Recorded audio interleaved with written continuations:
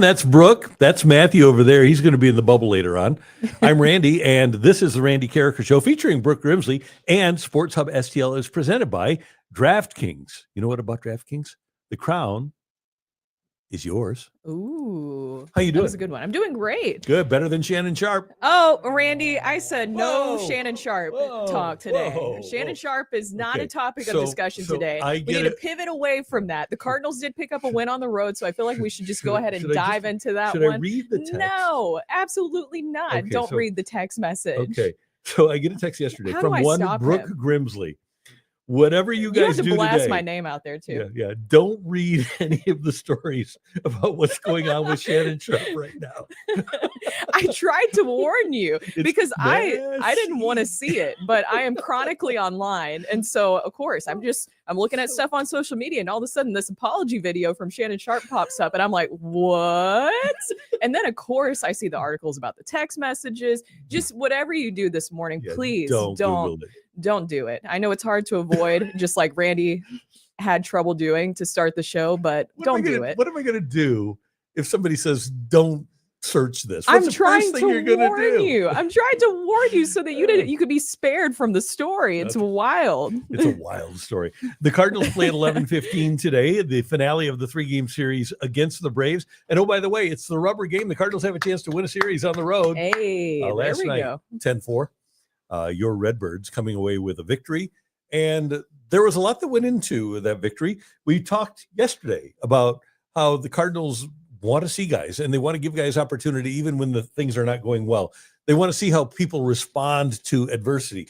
And Victor Scott II is bouncing back from adversity within a game. Nolan Gorman bounces back from adversity. There's a lot of real positive things, I think, to take out of this. There is. And Nolan Gorman will be getting more playing time here. So that is something that we're talking to John Denton of MLB.com coming up here soon at 10:30. And he was able to talk to Ollie Marmol about this yesterday prior to the game, prior to that win, where they're dedicating more playing time to Nolan Gorman. I feel like, Randy, I was telling you before the show that a lot of people have already abandoned Nolan Gorman. They're like, I've already seen enough. How many times did we see that? Yeah. To start the season, even of I've already seen enough of him. He's gotten enough opportunities. But here's the thing. This is not what you can do for me right now season. It's what you can do for me in the long run. And Nolan Gorman is a part of that. You still have to figure out what you have in Nolan Gorman. I'm glad that Ollie Marmol and the Cardinals are giving him this opportunity, because then you had that moment where he was able to come through. I couldn't believe that in the 6th inning, and there was a lot of people on social media, if you're one of those weigh in on the chat, who were wanting Thomas Saggese to come in and pinch hit for Nolan Gorman there in the 6th. And luckily, Ollie didn't do that, because then you were able to have that payoff later on. That's the point of the season, Randy, right? Is to see what you have with these guys. It's a strong example of not making an aggressive move, which I know you like aggressive moves, but in that moment that paid off in the end, because this is an evaluation season for these guys. I like aggressive play. I want the Cardinals to play aggressively, but I understand what they're trying to do this season. And Brooke, Matthew and I were talking about this before the show. The Cardinals would have been so much better off if, when they went to Wilson Contreras and Sonny Gray and obviously Arenado, if all three of those guys would have accepted trades, because then you could have Gorman playing third base every day. You could have Burleson playing first every day. You could have Herrera as your DH. You could take a better look at a guy like Saggese, and then you'd have McGreevy up here too in your starting rotation. This Cardinal team isn't about these veteran players, and I will say this with no reservation, and if it happens, I will admit right here on the Randy Karraker Show that I was wrong. When the Cardinals are ready to win a World Series again, Sonny Gray and Wilson Contreras and Nolan Arenado are not going to be a part of their team. They're much better off trying to build for the future and trying to find out if Nolan Gorman is good enough to be a part of a championship team, finding out if a guy like Saggese, finding out if a guy like Donovan, Burleson, all of these young players.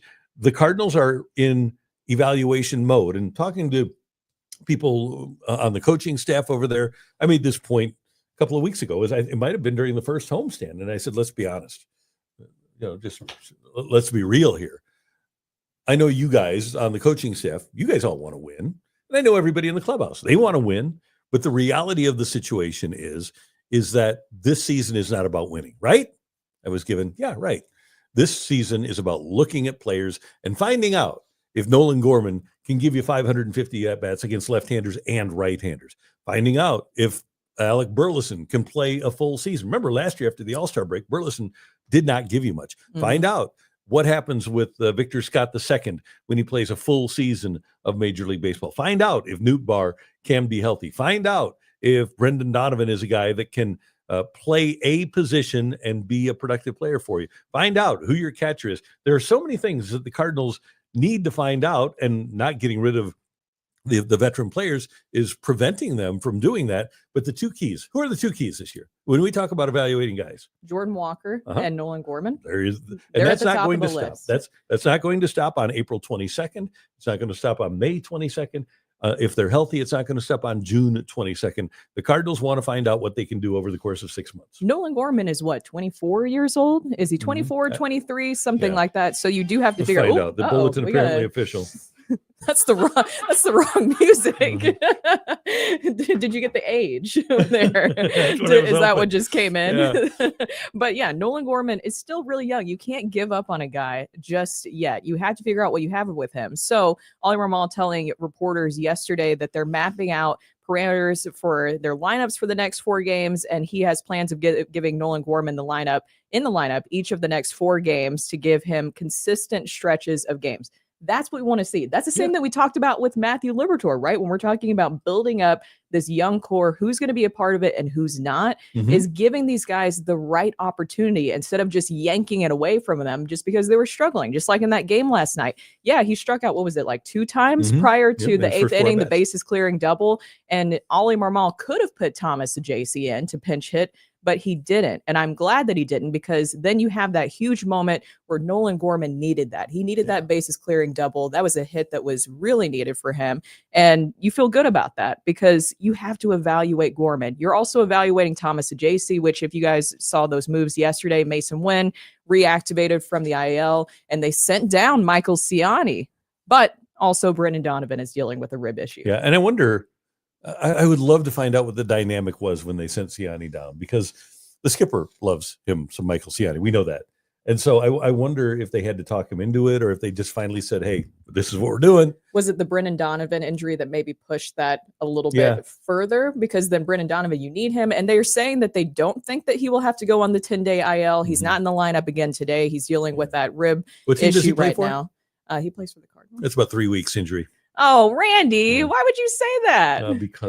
Because they Mason Wynn, they didn't think would go IL, and then all of a sudden he was in the IL, and then we saw that happen. But I feel like the Brendan Donovan injury definitely pushed that forward, where you had to send down Ciani. Yeah, I agree with that. Yeah, it's that the injury to Donovan does it. I'm just looking here at Brendan Donovan, or Nolan Gorman. He turns 25 next week. His birthday is May 5th.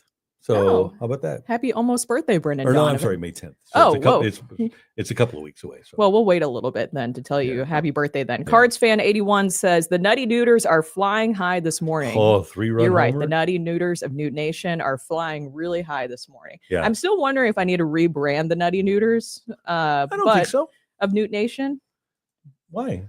Because of what happened with an injury. Oh, so, no, that makes it even more fun. It's less ironic. I just felt really bad when it happened. And then I was like, oh, that's a very unfortunate naming. Yeah. Steven Matz, I saw the people talking about Steven Matz. How about the bullpen? So the Braves bullpen, worse than the Cardinals. So we're talking about the Cardinals bullpen. I saw somebody tweeted out last night that I believe they're 28th, the Braves bullpen in all of Major League Baseball right now. So that always makes you feel better when you get to face a bullpen that is struggling more than you are. But Steven Matz, he looked really good. 2 2/3 innings of scoreless relief. And Leahy has been super reliable for this bullpen. And that's been a nice surprise this season. But Matz, how do you take him out of the bullpen when he is just rolling like this? Well, I don't think that you can make moves on your team with the express idea of showcasing a guy for a couple months down the road. But is Steven Matz's market value going to be higher as a starting pitcher or as a relief pitcher? I think that's what the Cardinals need to look at. Yeah. And now Michaelis goes today, and maybe Michaelis at some point mid-season gives you a point. But I think I would be inclined, if I were the Cardinals, because of what we're talking about. You know that Steven Matz is in his last year and he's not going to be back next year. I would, if I were the Cardinals, try to start him and increase his market value as a starting pitcher. Really? Yeah. Yeah. And hope that he doesn't get hurt. That's the thing, though, is that you need to make sure that value is very important, but the value goes away if he gets injured. It does, totally. Yeah. And that's the issue, is yeah, he has the injury history to go with it. He has been known. But I think 2 years ago, I think he got hurt pitching out of the bullpen too.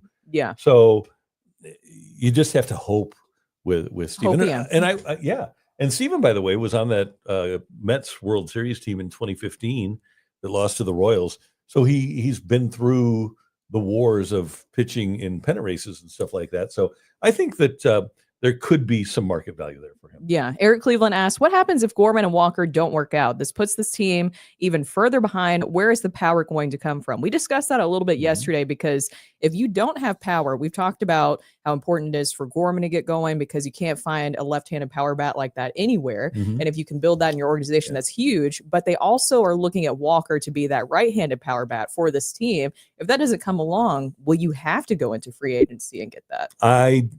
I don't know if the Cardinals will pay that. Now, they have some other possibilities too. Chase Davis, a first rounder from a couple of years ago, has a chance to be a power hitter. They might be able to get, like last year, maybe Burleson winds up being a better power hitter than he was projected to be.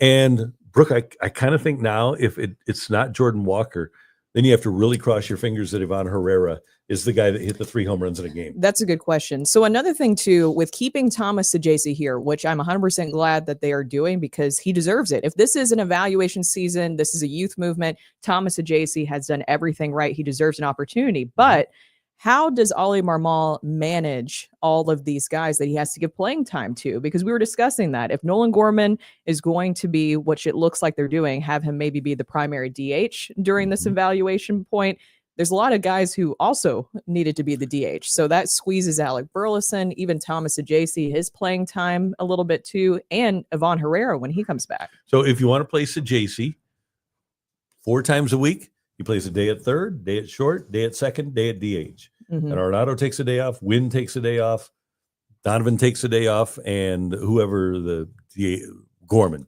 takes a day off, and Saggese gets his opportunities. Primarily, I would think, against left-handed pitching. Thomas Saggese, I'm glad that he's here, but with Ivan Herrera, what happens with him and his future here with the Cardinals? Brooke, because Katie Woo thinks that they're going to send Pozo down. Okay. And he'll still get the opportunity to catch. So I don't. But Pages taking the majority of the reps, I assume? Yeah, because at what point, again, we're talking about giving people chances here, but this is now a very extended time for Ivan Herrera being a woefully under average catcher, right? Defensively. Yeah. This is not something that you work on and you say, okay, I wonder what he can do if I give him 6 months. Last year, I think 6 for 59 in throwing out runners. This year he's 0 for 7. And he wasn't good in the minors at throwing out runners. He wasn't good in his rookie year with the Cardinals. At some point, and you did send him down last year to work on his throwing. And he worked at Driveline this offseason. At some point, you have to say, with experience, you can become a better hitter. With experience, you don't become a better thrower. Yeah, that's the thing, is that, and we heard the comments to Claibs, who's here today. He mentioned that they thought that hopefully there was some improvements from Ivan Herrera when he went to Driveline this offseason, and it seems like that still is not the case. Yeah. And you've talked about that. There's too many teams now, especially with the bigger bags, who are taking advantage of base running, and you can't have a catcher like that behind the plate where teams know that that's a vulnerability for him. So what do? You get him together with John Jay and see if you can get him some work in left field, see if you can turn him into another catcher that's going to be an outfielder, possibly, or first base. Yeah. Oh, no. The other thing you can do is DH him as a right-handed hitter against lefties. And then, like I said earlier, I don't think long-term Contreras is your answer at first. Maybe give him some reps at first base too. Yeah. I mean, we've taught catchers how to play first base. Yeah. That's the thing. You do have that. I just hate it because Ivan Herrera, his bat is so good. Yeah. And it seems like this is something that should have been caught earlier, pun intended, earlier for Ivan Herrera. Yeah. Now, here's another point. If this year they determine that Jordan Walker is not going to turn into the hitter that they thought he was going to turn into, but Ivan Herrera is going to turn into the hitter that they thought, or better than they thought he was going to be, how about playing Herrera in left and Nootbaar in right? That's not terrible. No. And hopefully Yvonne is the power hitter that he showed. Yeah, he had for most of 2 years ago. Most of 2 years ago, he had a 1,000 plus OPS at the minor league level.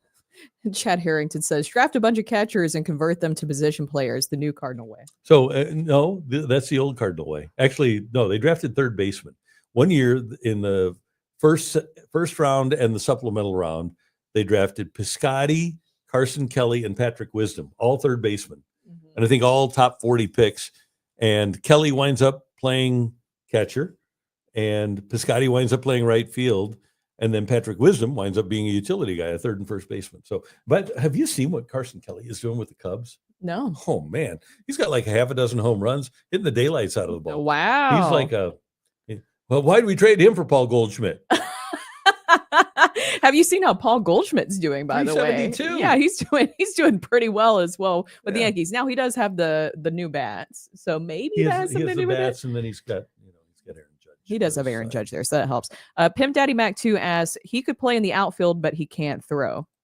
Talking about Herrera. Well, there's some outfielders that can't throw. I mean, Lonnie Smith won a World Series with the Cardinals and wasn't a very good thrower. Lou Brock wasn't a great thrower in the Hall of Fame. It's a little bit different, too, with being a catcher, too. There's a difference. There is. Yeah. So you don't need to have a great arm to play the outfield. It helps. It's nice, but you don't need to. Yes, man. I put it in the chat, but you can't tell me that Ivan Herrera's arm is less strong than John Jay's.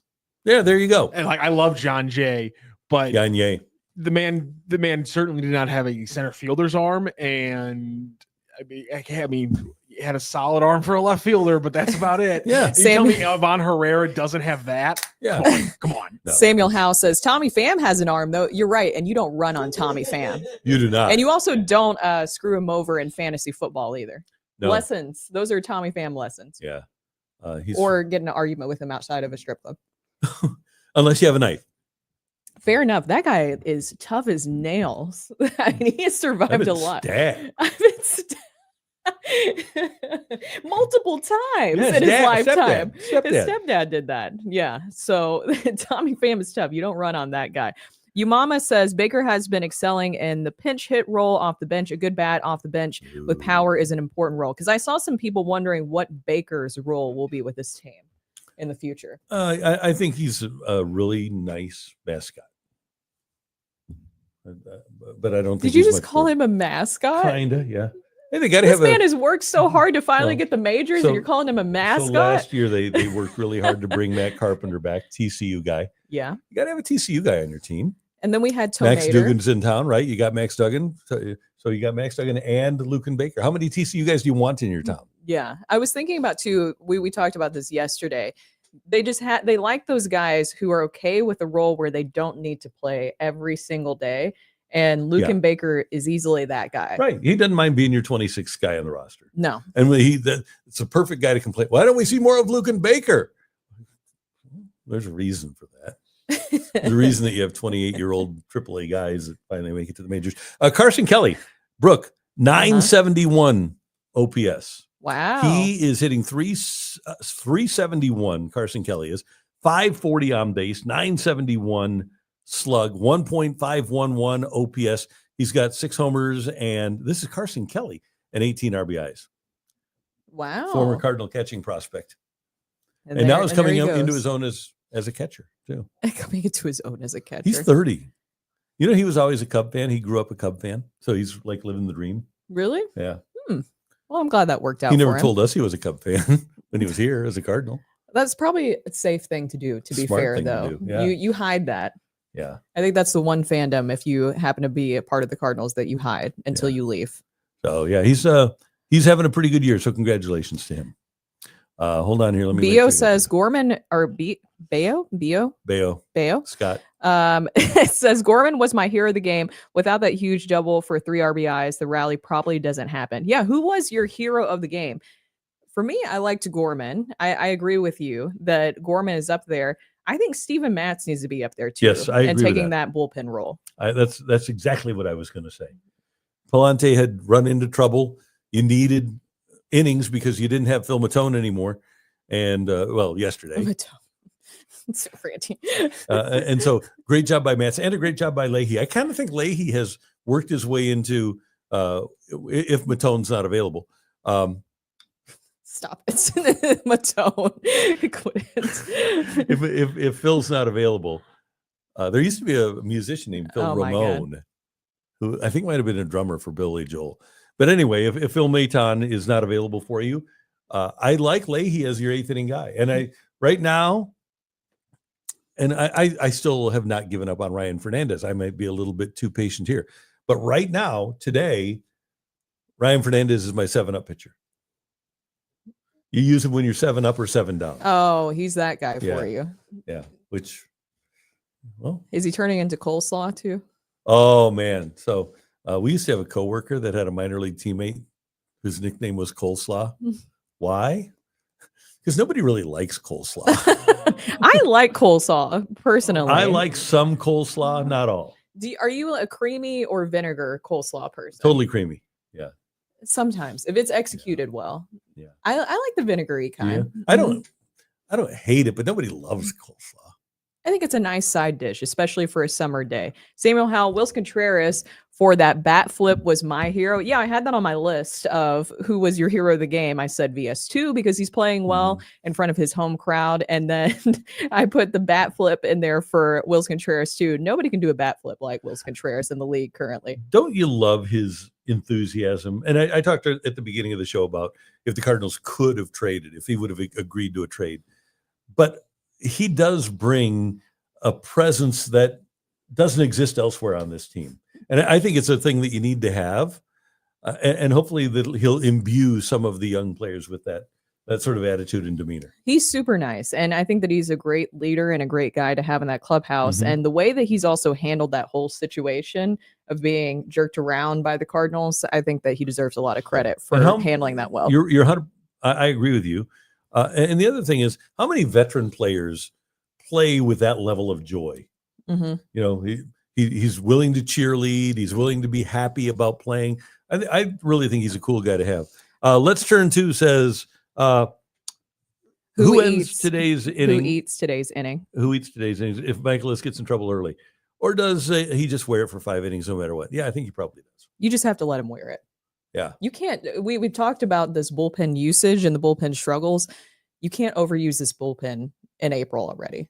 That's my concern. I know you can go get some arms in Memphis. I'll be interested to see when they call up Riley O'Brien, but you really don't want to burn your bullpen this early in the season. No. So, you if Michaelis gets in trouble early, just let him stay in trouble. Just let him write it out. That's what he's getting paid for, right? Ellipsis 150 says coleslaw is hit or miss. If done right, it can be great, but most of the time it's not. That's why Ryan Fernandez might work for that comparison.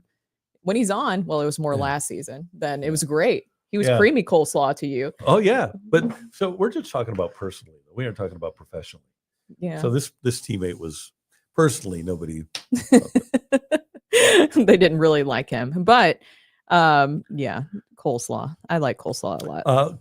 If you wanted to eat a couple innings today, and so let's say Michaelis gives you 80 pitches and just gets rocked, and the 80 pitches come in 4 innings. Would you throw Fernandez out there for 2 innings and say, okay, it's all on you? Yeah, just to help build that confidence back up. Yeah, well, and get him ready to send out. I wouldn't have any issue with that whatsoever. Yeah, have him. I think the confidence might be going away.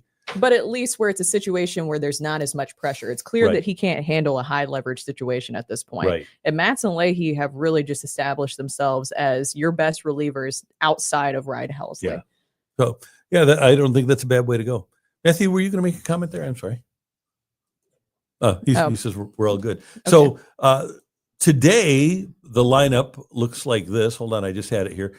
So you've got Newt leading off, Newt, Contreras, Gorman, Arenado, Burleson, Walker, Pozo, Scott, and Wynn. That is your lineup today.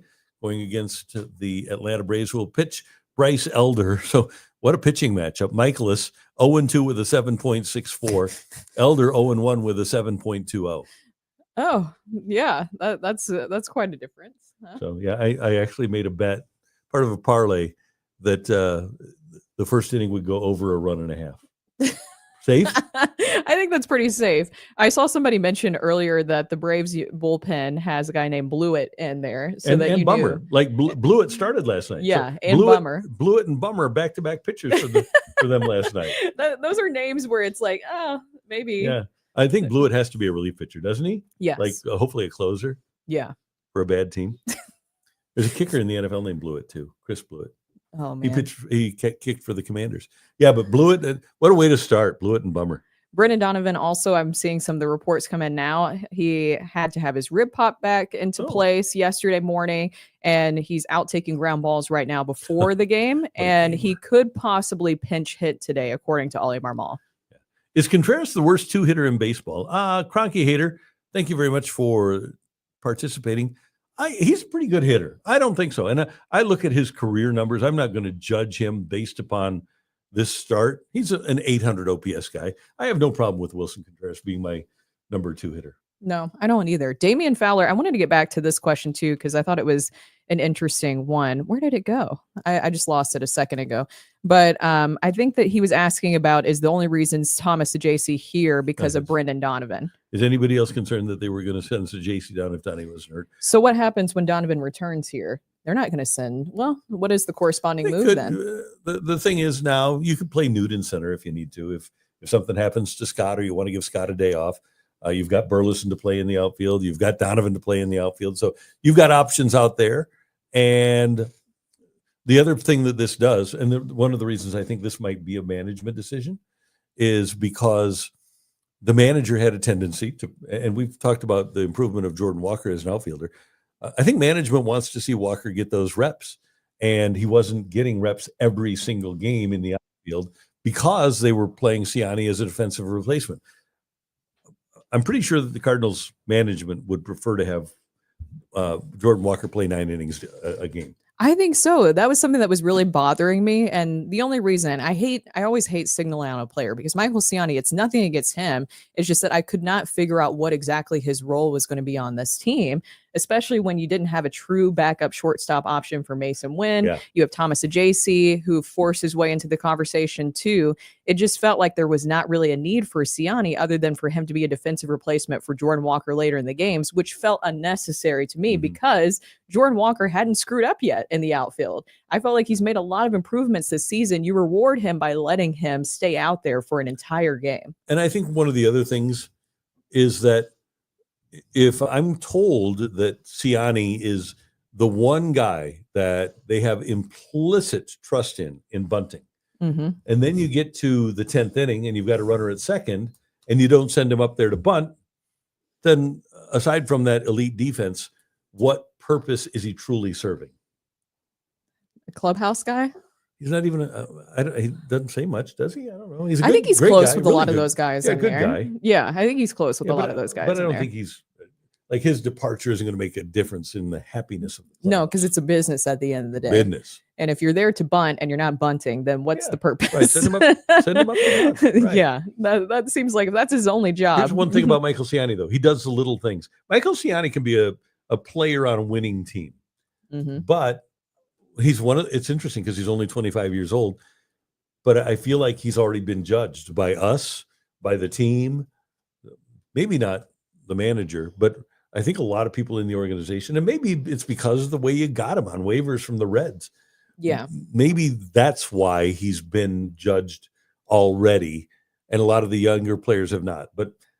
And he's never hit at the minor league level. I guess that leads one to believe that he might not do it either. Well, and he didn't have the flashiest of spring trainings where they could say, oh, there's a really tight competition between him and Victor Scott II. VS2 had made improvements at the plate, and he was doing great in the outfield. And if you're looking at the future and who's going to be in that young core, VS2 was pushing that narrative further. Yeah, he's the center fielder of the future, without any question.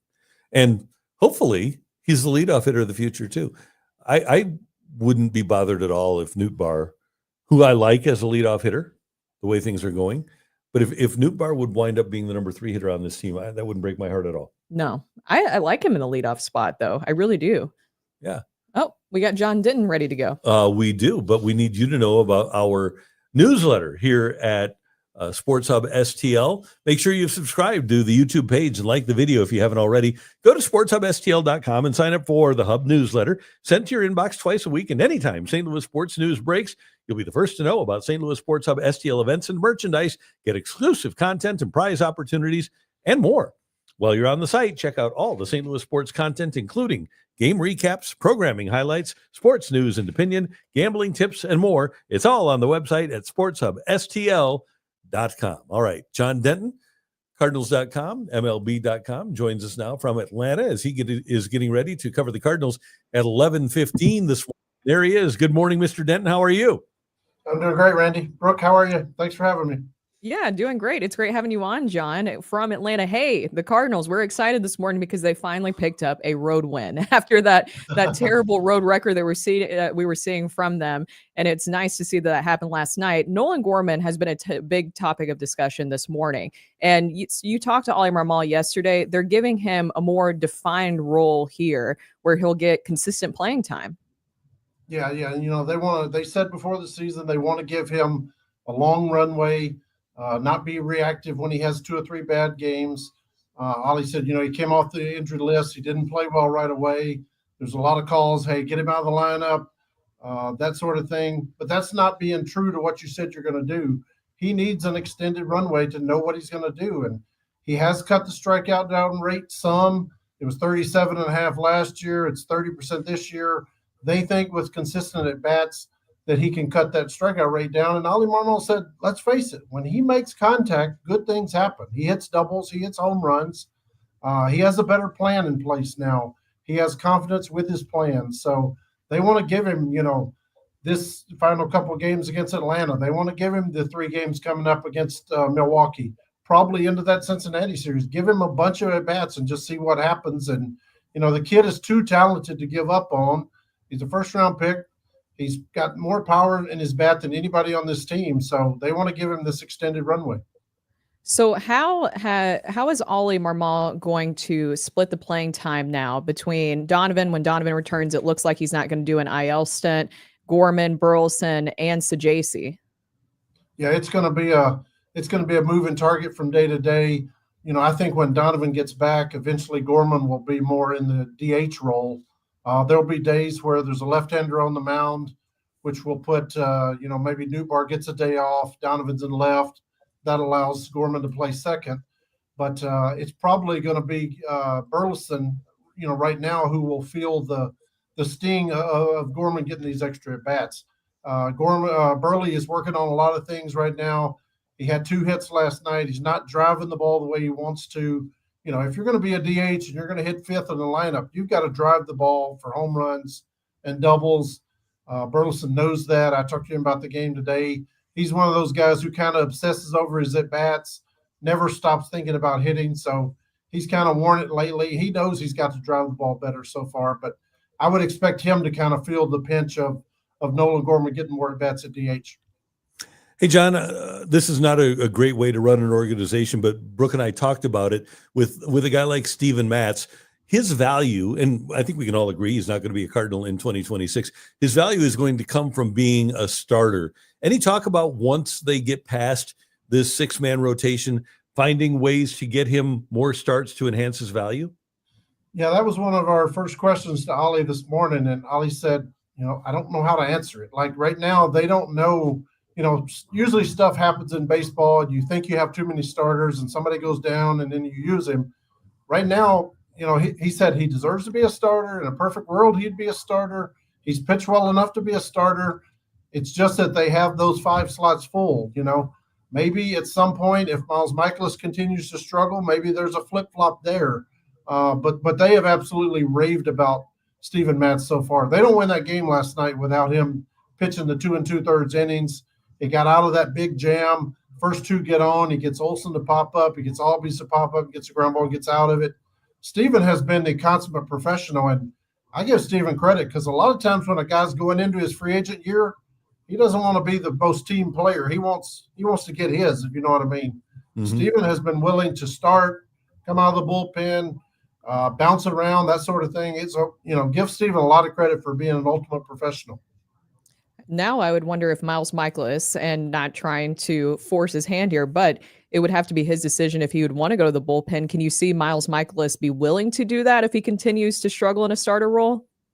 Well, I mean, he has a no trade clause, but he doesn't have a no bullpen clause. So, if he struggles in this role, maybe they make a move. I mean, this has been going on for 2+ seasons now, and Miles is one of the most respected veterans in that clubhouse. Everybody knows that Miles is about all the right things, but he's got to stop throwing so many strikes. He's got to stop, getting in these big innings. He hasn't given up a home run yet, but he's given up a lot of hard hit balls. He's been better this season about not grooving pitches down the middle. He did that against the Phillies. He gets a bad call where he didn't get a strike 3. He grooved a ball, a 2-strike pitch to Castellanos right down the middle that he hit for a 2-run double. So Miles has to stay out of the middle of the plate. And, if it continues to struggle, maybe that's a way you get Steven Matz in the rotation. You find a way to use Miles as that emergency long man role. Hey, John, speaking of the bullpen, obviously Maton has been used heavily. Kyle Leahy with another really impressive performance last night. How much has Leahy edged his way into getting high leverage situations? Boy, Kyle Leahy has really come on. And I give Dusty Blake, Ollie told a story today. He said 2 years ago, Dusty Blake said, I know you don't see it now. I know a lot of people don't see it now, but this guy has a chance to be one of the best arms in our system. And at that time, he was struggling to make it stick in AAA. He got up in 23, got up in 24, didn't really pitch that well, but he is a ground ball machine now. He gets everybody on the ground. He's got that hard 96-mile-an-hour sinker that hitters just pound into the dirt. And part of Leahy's greatness, he told me, he said, my superpower is that I don't know what I'm going to throw from pitch to pitch, and hitters don't know what I'm going to throw from pitch to pitch. He throws 6 different pitches, and he has success with all of them. Have you talked to Ollie Marmol about what happens when Ivan Herrera comes back? Because obviously his bat has been great and you want to make sure that he gets consistent playing time. But as we just talked about a little bit earlier, now you have Saggese here. How do you get Donovan when he returns consistent playing time? So there's definitely a lot of juggling when it comes to making sure you get these guys consistent playing time. What happens when Herrera returns? Will he be splitting time with Pages in that catching role, or have you guys been able to navigate that with Ollie? Brooke, you know that managers love those what if down the road questions. Their mindset is on how do I win today. So, as an update to fans, Herrera is running, he's squatting, he's doing forward running, backwards running. He's not really cutting yet. He's not running the bases. He is making progress. He's squatting, catching on the fastball machine. They want him back as soon as possible. Obviously, I could really see maybe he doesn't catch as much and gets more at bats at DH. That's another one. Causes kind of a log jam with Burleson and Baker and Gorman and Herrera at DH. But you've got to find a way to get Herrera's bat in the lineup. Like, Pozo has done a decent job replacing him. Pages has done a decent job replacing him. But when you're talking about Herrera, his offensive ceiling is off the charts, and they have to find a way to keep his bat in the lineup 5-6 days a week. And John, we talk all the time about how players are getting runway here. He's one guy, Herrera is, where 4 for 59 and throwing out base stealers last year, 0 for 7 already this year. At some point, the Cardinals have to make a determination that he's just not going to be able to throw out opposing runners, right? Yeah. Randy, I made a joke last year that he might want to learn how to play left field someday. So, maybe his future's at first base. Maybe his future's in left field. Maybe he's a full-time DH.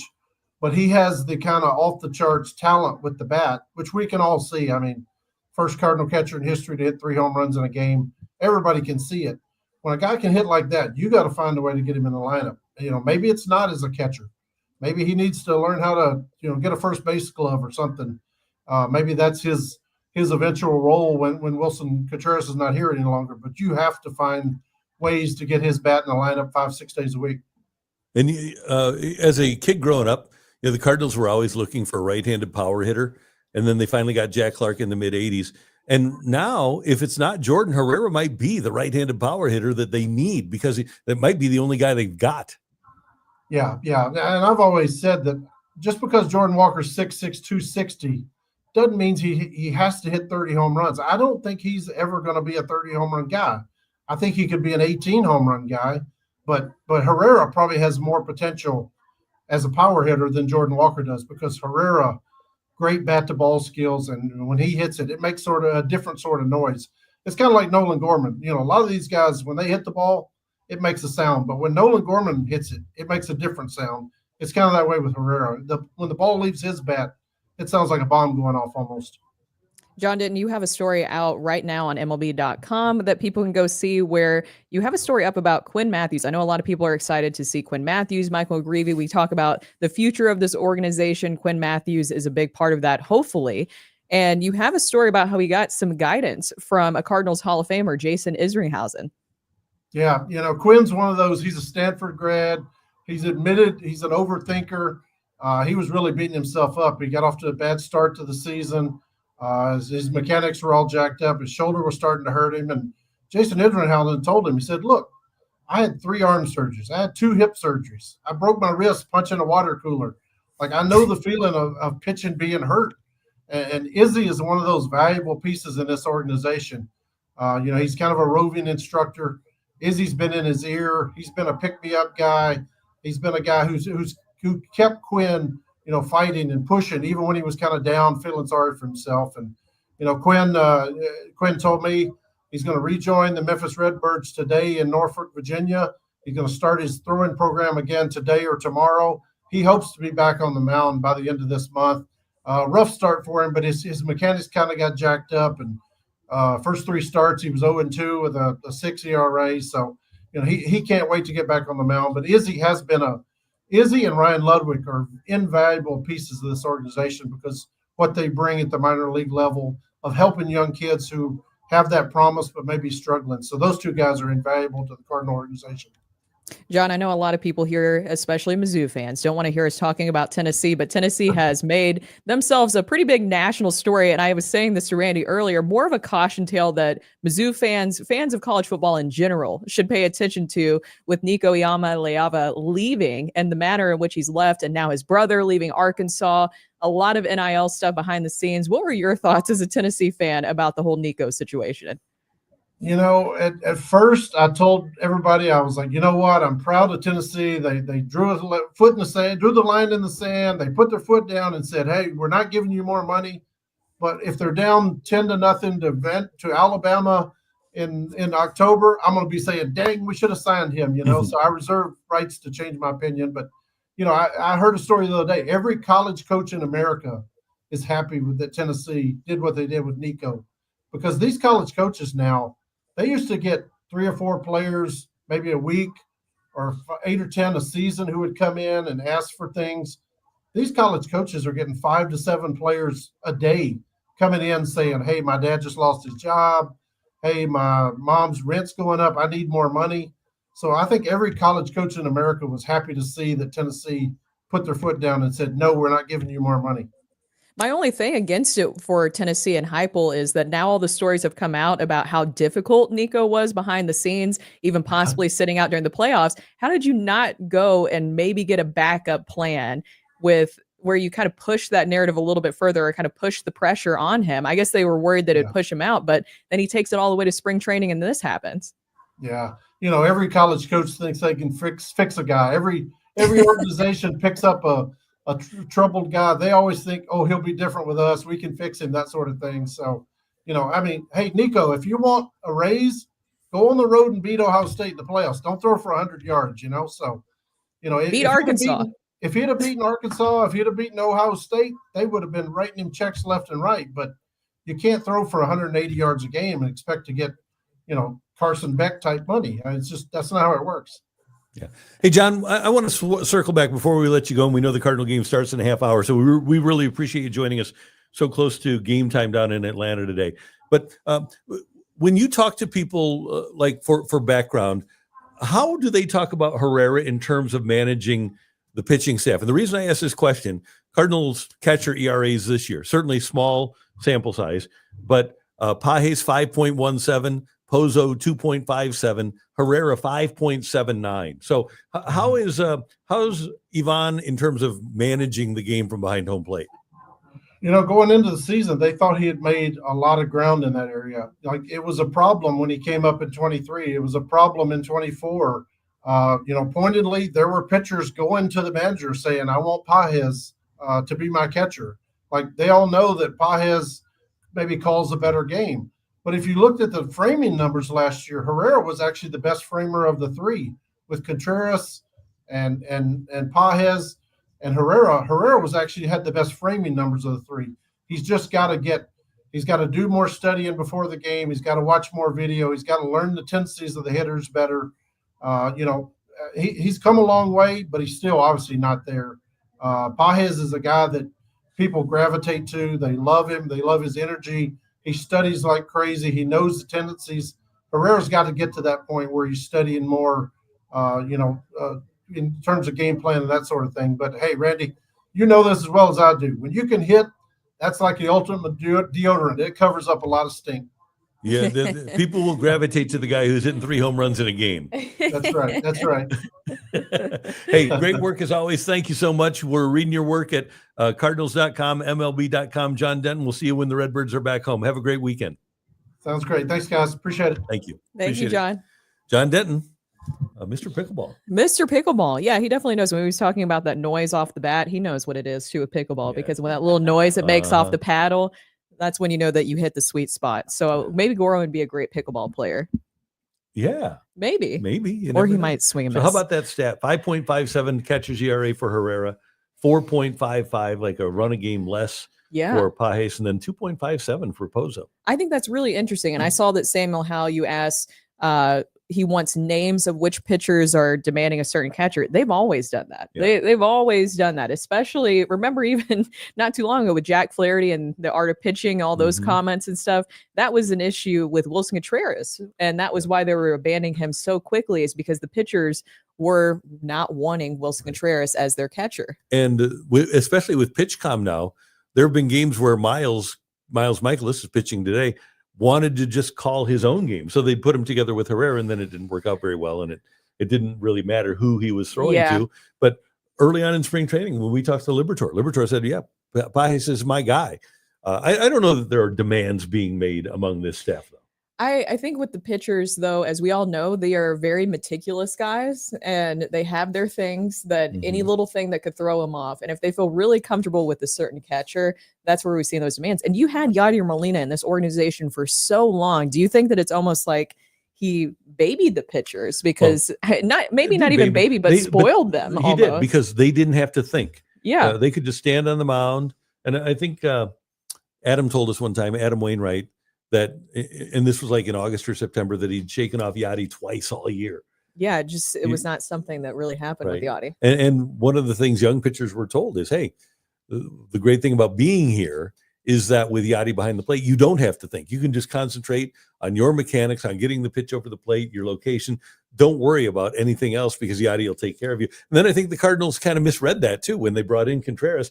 I don't think they realized how important Yadi was to the game plan for pitchers. I don't know how they missed that. That is still something that will always perplex me, because they have such a long history of great catchers within their organization. They know the importance of having a great catcher within your organization. I mean, you had, even before Yadi, you had Matheny, you had guys who were great behind the plate, and how you somehow think that Yadier Molina didn't make a difference was... Maybe I think they did understand that he made a difference. I just didn't think that they understood how big of a drop off it would be going and getting another catcher from outside the organization. And we can sit here and yes, back in the day when Dave Ricketts was here, when Mike Matheny was here, there clearly was a knowledge of how important it was. But then they went a couple of years with high level prospects and no minor league catching instructor. So even if they knew it, did they really care that much? It wasn't even until this offseason that they added a catching instructor into the organization. So that just shows you how maybe they were just spoiled by Yadier Molina, and how much he was just available and how much he helped the pitching staff. Do you think a lot of organizations, other than the Cardinals too, really have lost the value and understanding of a good catcher?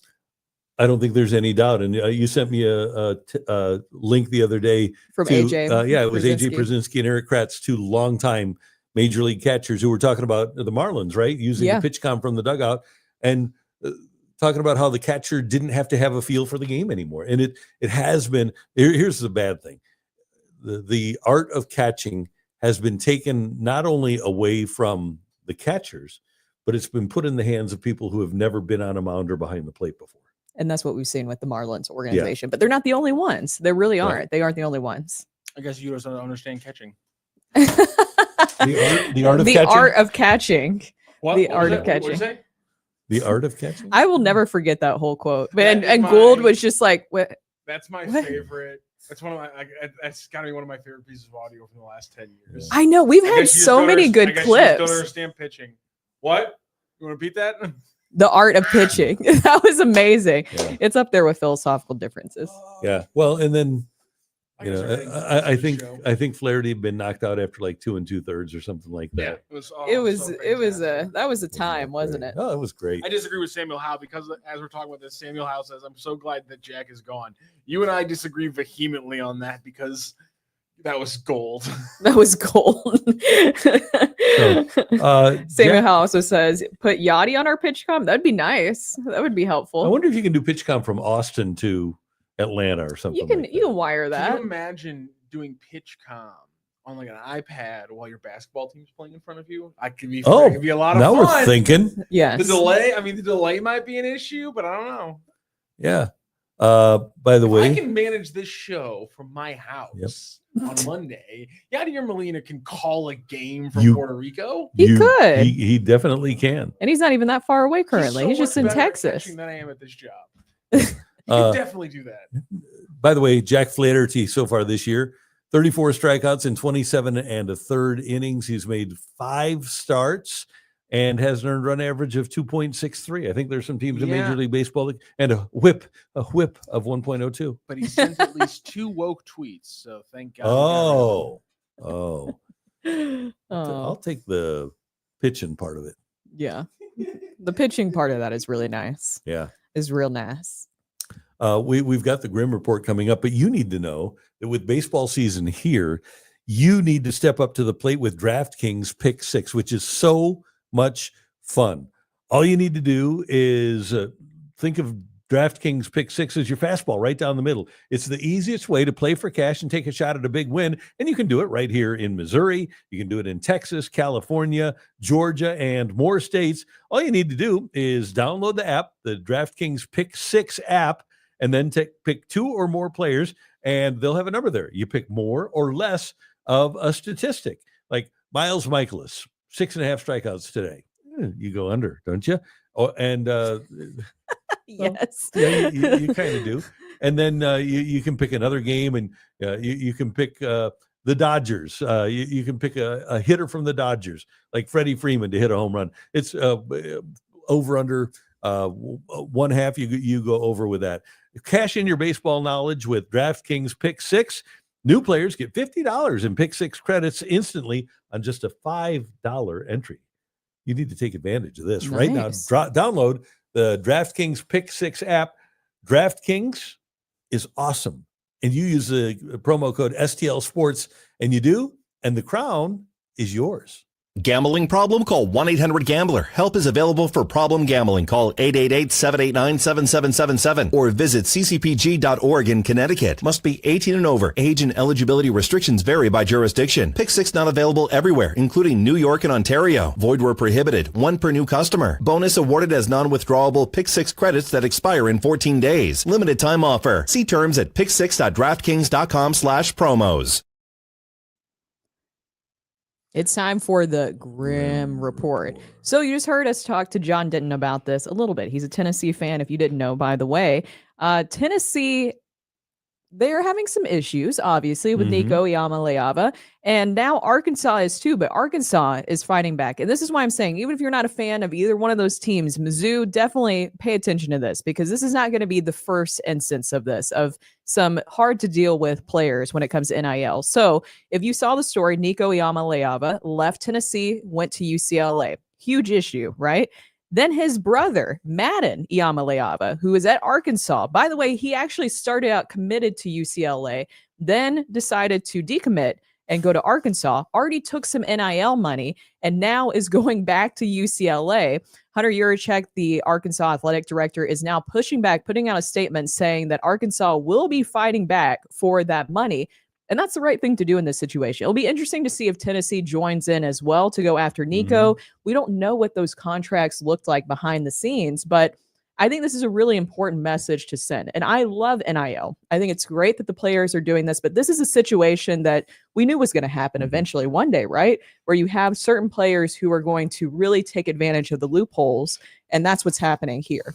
And we don't know, like you said, Brooke, what the contracts entail, but I would hope that there is a signature on the contract for when you're spending $2.4 million. If you're Tennessee, there has to be some reciprocal agreement of what you do for the 2.4.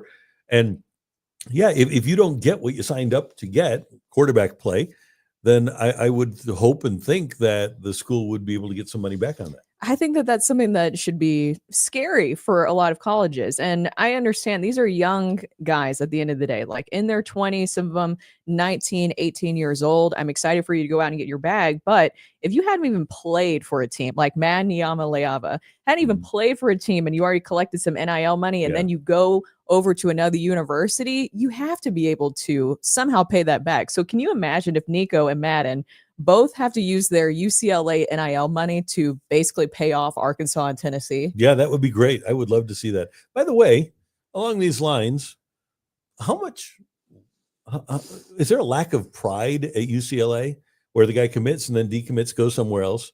I mean, and then he says, it's a little embarrassing. It is kind of to take him on. You didn't have, unless that was part of the deal to get Nico, that you had to take him on. And maybe they, but why do they even want to be together? I don't know. Like what? One backing up the other. I don't think we should expect any public statements from the head coach.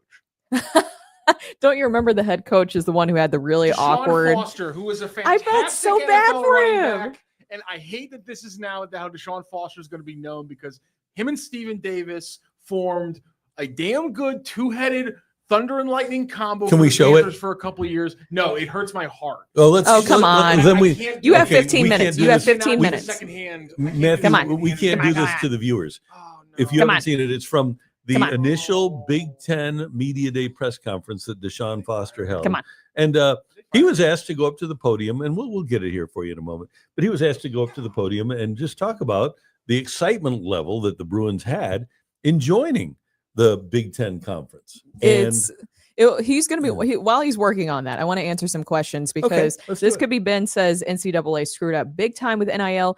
You're 100% correct, because they had an opportunity to get ahead of this and have some relevancy in college sports, and instead they didn't do that. And so now whatever the NCAA decides to do just feels like nothing at this point, because they didn't do anything in the first place. The NCAA is a toothless tiger at this and point. they had a chance to get in front of that with NIL. Settled very easily and very quickly with Ed O'Bannon when he filed the lawsuit initially, and they just kept, here we go, Deshaun Foster.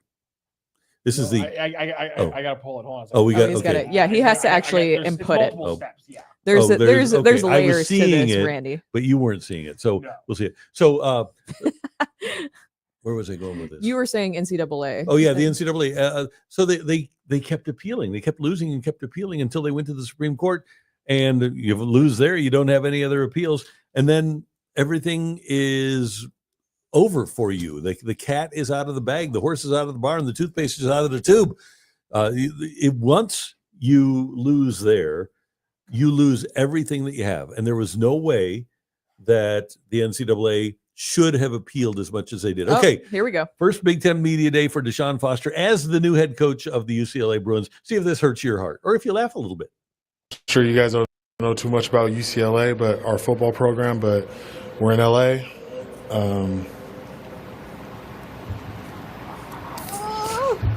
It's us and USC. You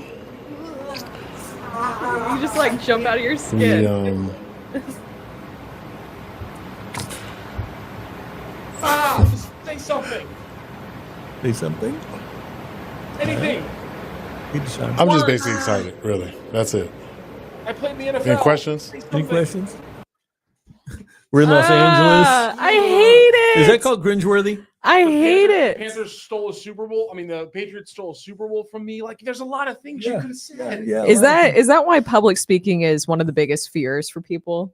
Is because that now. nightmare scenario of I think that's what everybody's why fear not is, have that a- you'll go up on stage and say nothing. But all you need to do is have a little card, that says, "Hey, I'm excited to be the new head coach at UCLA. We're excited to be here. If you don't know about us, we're from Los Angeles." And then you keep going. Yeah. And then you keep going. Yeah. Oh, I Uh, think he was hoping there would be like an extended laugh, and he thought it was going to be like, Yeah. yes. Yeah, that's And then it just didn't happen. This but could be Ben. I lived in LA for 2.5 years and no one talked about UCLA. It was USC all day long. I have a buddy that lives in LA now and would go out to bars during Rams games during the Sundays.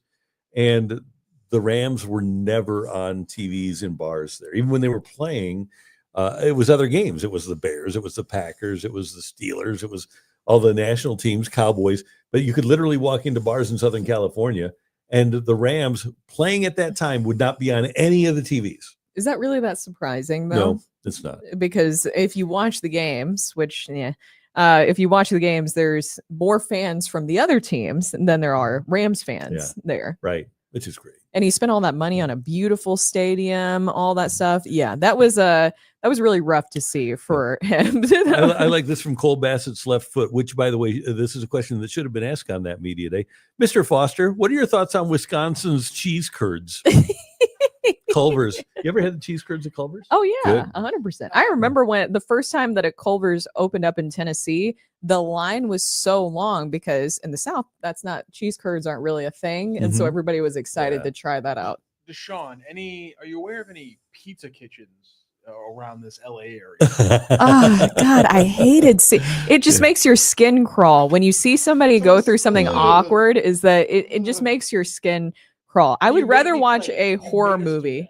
Yeah, I would rather watch a horror movie than watch someone have an awkward moment. Along those lines. Last time I saw something that scary, a girl crawled out of a TV. That's from Namel in the Lou.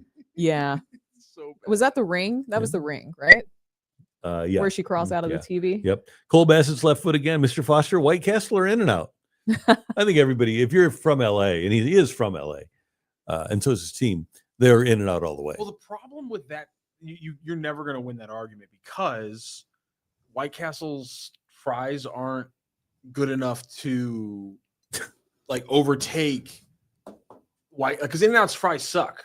So you have to have like elite fries to. I cover how like good the In-N-Out's burger is. fries. I- I They're- like In-N-Out's They're a fries. horrible in and miss. What? hit and miss. Really? Huh. Oh, sometimes you look at them and they are the only fast food fries that taste like cardboard sometimes. What are you So, talking about? Really? I have. What? Everyone agrees that In-N-Out fries sucks. This is not Really? a new. No, this is not a clearly new not. opinion. Not This is everybody not a new agrees. opinion. Like you said, This is not a everybody new agrees. opinion. Trust me, you might get good ones. You got lucky.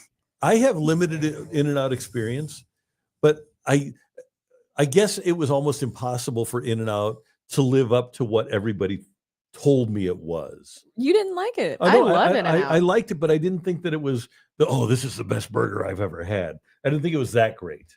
Yeah, I still think it was good. It was really good, It was yeah. good. Yep. Right You know, Yeah. but it was like back in the day when Steak and Shake was doing their thing when they were really good. I don't think it was as good as a really good Steak and Shake. Or when burger. Wendy's used to have the yellow. Remember when Oh, they yeah. used to have the yellow bags and paper Yes, around it? yeah, that was that like was- top tier Right, Wendy's those were burgers. good. Good question from Let's Turn 2. Do you like the fries or do you like the animal style I fries? like both. I don't have an Oh, issue they're- with In-N-Out's fries, but I do think animal style elevates them. They do. I'll agree with that. I'm just saying, like, plain fries at In-N-Out aren't that good.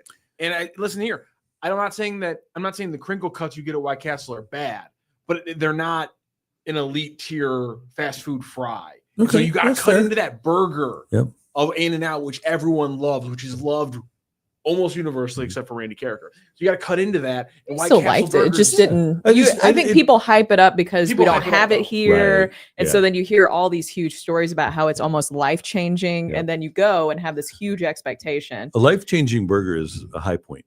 Yeah, we got to go. You got to have a drive-through. I guess High They, Point. they do have a drive-through. Yeah, they do. High Point's That's great. I guess you Okay, don't think of High so Point as fast this food, is though. from Moe's Puppet. And by the way, I always thought that I was Moe's Puppet. We always got those texts that, I Randy, heard. you're a puppet for Moe. And yeah, you carried his water. Here's what got checks from the Cardinals, allegedly. Yeah. Never saw him, but Moe's allegedly.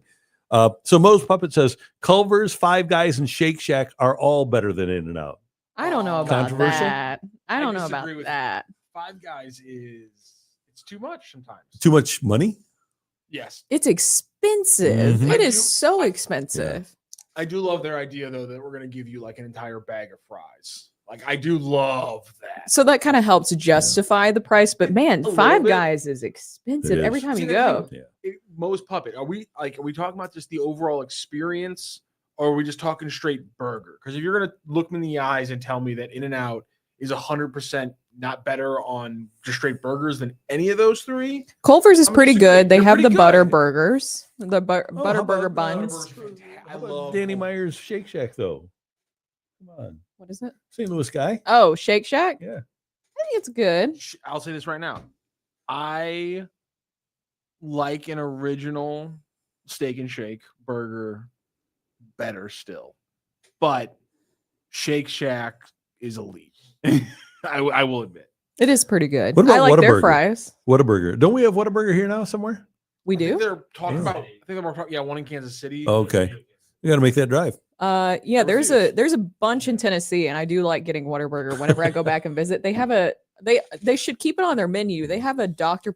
Pepper shake that you would love. Oh. Oh my gosh, it's so good, Randy. The Dr. Pepper shake from Whataburger. Okay. I get that every time I go back. We got some important things here. Hockey Dad Don, who's an official member. He's a big time member. No, Okay, I'm all caught up now on the you Shannon couldn't Sharp stuff. delete that Thanks. before he was able to read it, Thanks, Rock. Hockey Dad Don. I don't No. think we do not delete chats here on. No, we Sports Unless don't. unless they are offensive directly to people. That would just that would Oh, just be rude. well, I'm offended. Listen, okay. that the whole Shannon Sharp incident's so bad. I think it's I'm going to dive into a little food thing. This could be Ben says Canes are the best fries, but no burger. Okay. On spec, uh-huh. the best fast food fry cannot be a crinkle cut because they never have the crispiness of like a McDonald's fry. Mhm. They don't have like the seasoning of Rally's or Jack in the Box curly fry or Arby's curly fries, which are always Arby's elite. curly I fries just are don't good. understand how a plain, just crinkle cut fry that you can get out of an Ore-Ida bag from Mhm. Schnucks, you can make it home. How is that? The crinkle cuts how are is that your great top. I'm not saying they're bad because but they I'm can saying be soft and crunchy if done That's right. what every fry is, soft and crunchy. But I'm saying like the point of that's. every fry. But I'm telling you, the crinkle cuts are still just fantastic and But they're top not. tier. I like they're them. I not like an them a elite lot. Fry. So here's a question for Come you, Brooke, on. as a devotee of Sonic. Yes, Sonic burgers are great. Sonic burgers are great. Sonic tater tots. I do love Sonic. Tater I do tots. too. Yeah. Oh, and you know what else is good? What? This is kind of off the beaten path, but it's still potato related. The hash brown at McDonald's is It sensational. is. Yes. Breakfast hash brown. Oh, I had a hankering the other morning for oh my god, why am I forgetting what it's called? Brain. Come on, do this. It's okay. The Your the energy's breakfast all soaked sandwich. up by another kid. I know bacon, he's like literally bacon, egg, taking and cheese? everything. No, the McGriddle. Oh, Yes. a hankering, huh? I had a hankering for a Mc. I literally woke up one morning. I said, I need a McGriddle. Like I just like that was. I think it was Saturday morning. Yeah. And David, my husband, never grew up eating McDonald's, so he had the parents where they, didn't do any fast food, like kept him away from Uh-huh. sugar, all the different kind of stuff. And then he didn't have McDonald's until he was like in college. So he didn't understand the hankering for a McGriddle because he Uh-huh. wasn't Okay. raised on those. So you need It's to delicious. Google. You don't like McGriddles? There's something about like syrup belongs on pancakes and waffles. It's inside of it. It's delicious. So then it's like sweet little bits, like with your, savory, sweet and savory. Who doesn't love sweet and savory except for this one? Isn't the syrup on the griddle part of the? Isn't it like on the bun? Isn't it like on like the The syrup? Yeah, it's in it. It's on. It's in the patty, right? Or in the Yeah. bun. Yeah. Yeah. No. No, it's great. It's terrible. It's fantastic. I don't want like a liquid inside of my bread, Brooke. That's weird. Number one Blues fan says no Thomas on the ice for practice. Yeah, Oh. he'll be fine. They're playing at 8:30 tomorrow. He'll be. He's good. just taking a little break. Yeah, maintenance day. Maintenance day. Everything's fine. So Is Kyrie anyway, there's a great story. Well, it's not great for everybody, but we brought up Todd Marinovich on this show before. His dad, Marv Marinovich, who, oh, by the way, and Dave. Somebody said, hey, this is, what is this? They now have adult Happy Meals. Get your hubby one. I would love it. I would love Do they to have see- adult Happy Meals now? I don't know if that's true. I get the same thing at McDonald's every time I go and don't really look at the menu anymore. I get fries there a lot. Ellipsis says, hey, this is food talk. Stop changing the subject to sports. You were correct. No, I think Randy's Sorry. gonna. Sorry. Oh, I was you're trying going to bring back it to back to sports? sports. Yeah. Oh, What were you going to say? Go ahead. I was going to say that there was a USC quarterback who was basically, he was kind of like a test tube baby. His name was Todd Marinovich. He played for USC, and his dad had played at USC. And he actually, later in life, he wed a ballerina so that he could have another baby and turn him into an athlete. Well, Todd Marinovich, like David, was prevented from eating McDonald's as a kid, gets to USC as his finely tuned athlete. He only ate like vegetables and fruit and stuff when he was a kid. Perfect diet. His dad stretched his hamstrings when he was 2, stuff like this. Gets to USC and finds out about McDonald's and then starts going to McDonald's. He's an athlete, high level athlete. Didn't know McDonald's existed. Finds out how good it is once he gets to college. Parents aren't there to prevent him from having McDonald's, and he ate it like every day. Oh no, that's a thing that I think I'm gonna have to do with my child too. Is I feel like if you dangle this out there of like you can't have this, they're gonna want it, right? Yeah. Isn't that how all kids work? Yeah. So yeah, you give them stuff like that. So Or you could just do it. Well, and also it worked out for Chad Ochocinco. I mean, that man lives off McDonald's, and he Right. is like Yeah. a freak athlete. Yeah.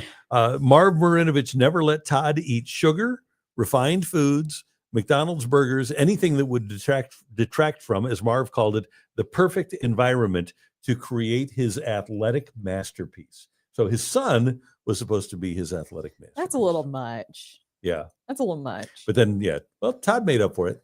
And then he found marijuana too. Oh, And that kind of ended his football career. oh no. You see, that's Yeah. what happens. Then I feel Yeah. like they want everything that you tried to hide from them. Marijuana and McDonald's. Yeah. Maybe that's the adult toy that you're asking about, Samuel Howe. Because Samuel Howe asked, what's the adult toy that comes with the Happy Meal? Maybe marijuana. I think he says they're called collector's meals or adult Happy Meals. So I have a feeling that it's probably like Funko Pops, because that's like there's not a lot of things that adults collect. Cole Bassett's left foot. Get a McDonald's adult Happy Meal and chase it with a cold Budweiser. Exquisite. It's not bad. It's not bad. I feel like experience was used for that conversation there. Yeah. So this is great stuff. Yeah. You know, the Cardinals are playing today at 11:15. We know that you're probably going to tune into FanDuel, right? And watch the game on TV today. But we want you to know that there is important stuff to know about what we've got going on here, because the Battlehawks, Max Duggan, come on, let's rally behind the new Battlehawks quarterback. We will rally around Max Duggan, and we will play good football. Oh. Okay. Battlehawks fans, be sure to catch Battlehawks Hub Weekly, now available on the Sports Hub STL YouTube page with Luke Slaybaugh and Judy Straughter as they get you set for every single Battlehawk game. And they'll have the latest on the quarterback situation for you right here on Sports Hub STL. And it's presented by Lee's Famous Recipe Chicken.